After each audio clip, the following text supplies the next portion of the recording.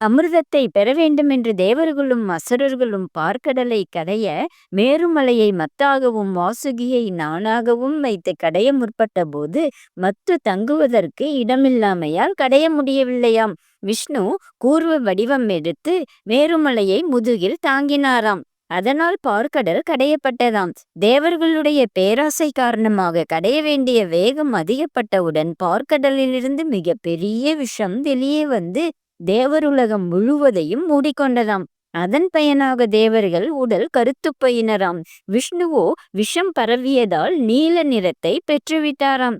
யாரும் தாங்க முடியாத நிலை வந்தவுடன் கணேசர் சிவனிடம் சென்று உலகை காப்பாற்ற வேண்டும் என்று கூறியவுடன் சிவன் அந்த விஷத்தை எடுத்து உண்டுவிட்டாராம். அது அவர் கண்டத்திலே தங்கிவிட்டு அது நீல நிறமாக மாறியதாம். அதிலிருந்து அவருக்கு நீலகண்டன் என்று பெயர் வந்ததாம்.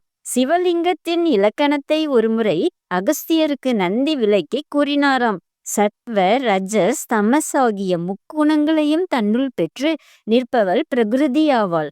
யுக முடிவில் இந்த முக்குணங்களும் பிரகிருதியும் பரமாத்மாவில் சென்று லயத்து விடுகின்றனவாம்.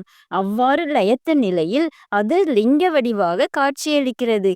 முக்குணங்களும் அதனுள் அடங்கி விடுதலின் லிங்கம் நிர்குணமாக விளங்குகிறதாம். இந்த லிங்க வடிவிலிருந்து சிவன் வெளிப்பட்டு மனைவி பிள்ளைகள் என்பவருடன் மக்கள் ஏற்றுக்கொள்கின்ற முறையில் காட்சியளிக்கிறாராம்.